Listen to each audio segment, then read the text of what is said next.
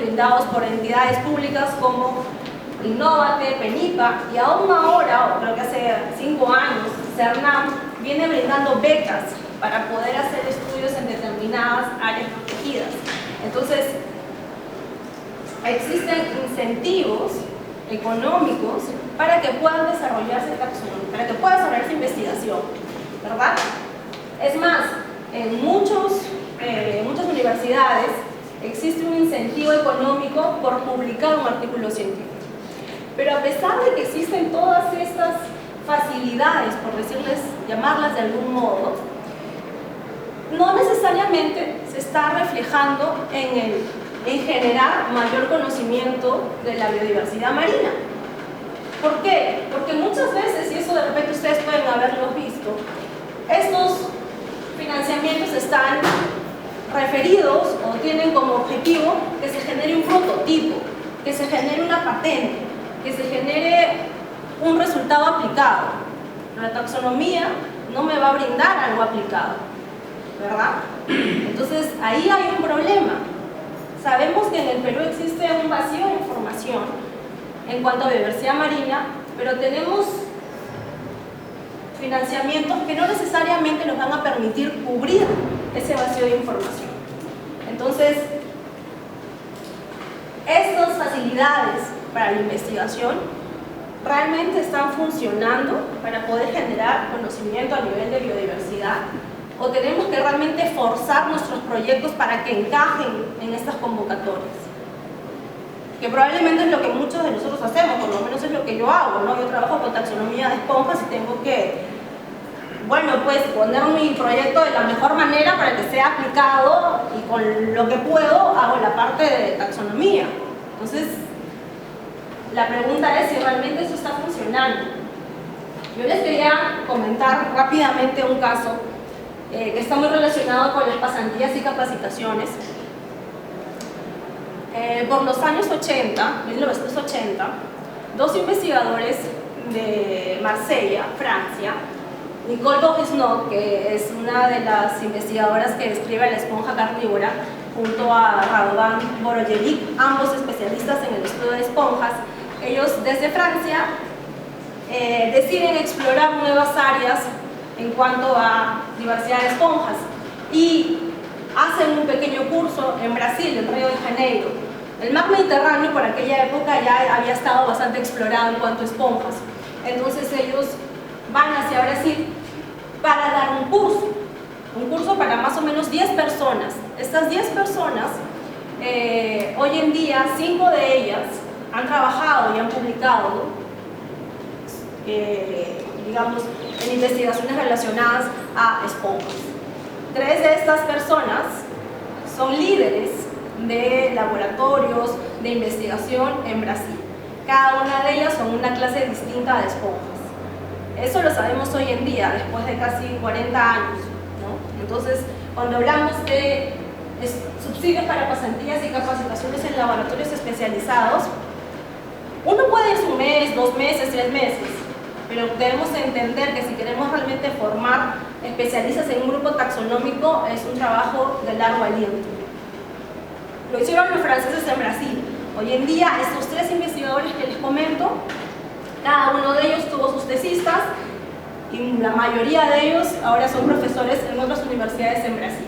Bueno, una de ellas, Michelle Clautau, es quien fue mi asesora de la maestría y el doctorado, ¿no? Una de las 3 especialistas en el grupo calcárea en el mundo. Entonces, las pasantías, en mi opinión, sí funcionan si son bien llevadas. Yo pude irme a Brasil por una pasantía del CONCITEC, y bueno, ya luego uno va viendo cómo hace eso y cómo continúa en el camino. Pero esas facilidades existen, no todas están ajustadas o, digamos, se ajustan como quisiéramos para el estudio de la biodiversidad marina. Y bueno, frente a todo esto que les he comentado, ¿qué es lo que se está produciendo en el Perú? Al final, ¿no? Pueden haber limitaciones, pueden haber oportunidades, pero ¿qué es lo que se está produciendo? Yo obviamente no tengo un listado de toda la producción que hay. He colocado algunos ejemplos y algunos también los han podido escuchar en la charla anterior, ¿verdad? Entonces tengo aquí trabajos realizados por investigadores del IMARPE. El IMARPE, como les comenté al inicio, es uno de los centros de investigación que se ha dedicado a responder preguntas relacionadas a la pesquería, pero ellos tienen un área de biodiversidad que también se encarga de hacer diferentes monitoreos para poder generar información sobre las comunidades. Entonces tenemos que dentro de esos monitoreos que hace normalmente, mensualmente, IMARPE, genera conocimiento de biodiversidad. Y tenemos, por ejemplo, algunos nuevos registros para el Perú y extensiones o ampliaciones de registro. Entonces, por un lado está la parte taxonómica, digamos, y acompañada de la parte ecológica, como vemos en esos dos trabajos, que si bien hablan de vertebrados marinos bentónicos y de biodiversidad marina, incluye también el aspecto ecológico, el monitoreamiento de estas comunidades, ¿no? A lo largo del tiempo, cómo van cambiando. Luego tenemos trabajos como el que presentó más temprano Chunga, ¿verdad? Juan Chunga, Caprélidos. A mí me llamó mucho la atención esa presentación porque es uno de los grupos entre comillas olvidados, y creo que vale la pena comenzar a estudiar a estos grupos porque nos traen mucha novedad, ¿no? Entonces aquí justamente tenemos uno de estos trabajos y aquí he subrayado esta frase que dice: en el Perú la diversidad de especies de estos crustáceos es aún desconocida. Entonces en ese trabajo estudian la riqueza y la biomasa de estos caprélidos, y si no me equivoco, una de estas especies podría ser una especie nueva, ¿no? Entonces hay mucho por estudiar en estos grupos de organismos tan chiquititos, pero que los encontramos en todos lados.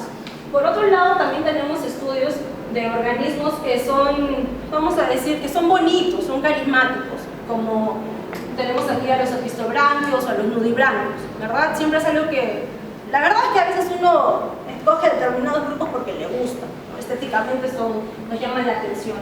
Entonces aquí lo que se hace es una recopilación también de especies de opistobranquios.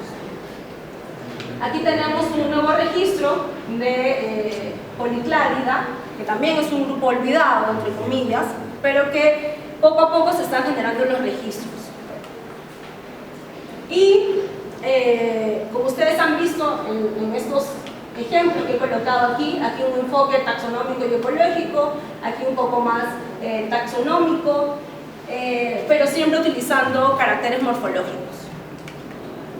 Son pocos los trabajos que el día de hoy incluyen herramientas moleculares, ¿no? Les decía que se intenta hacer una taxonomía más atractiva, incluyendo abordajes no solamente morfológicos, sino también moleculares, metabolómicos, microscopía electrónica, pero todo eso es costoso, todo eso necesita colaboración con otros laboratorios.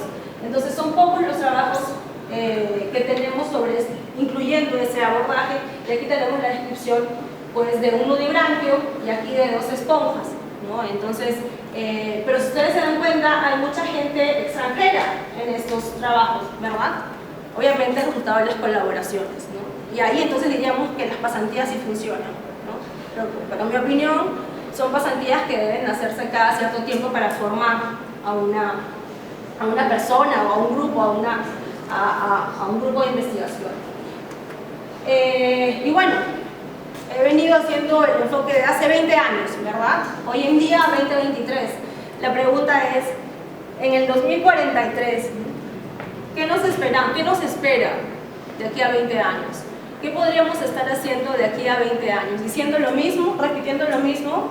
¿No? Existen vacíos de información que aún no llenamos. Hay áreas geográficas que aún no hemos explorado.